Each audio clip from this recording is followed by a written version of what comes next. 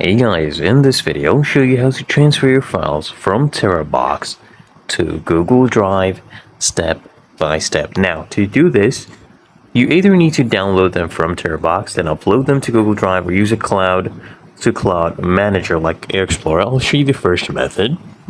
So you just open up your Terabox account and you open up these files, okay? So these files I had, you can hold them. Okay, select them at once, or you can open them one by one, and then come here at the bottom left, click on download, click on a download to local, or you can also download them for offline access as well. And then all you do this one by one. Okay, click on a download for each, and once you're done with that, you just open up your Google Drive.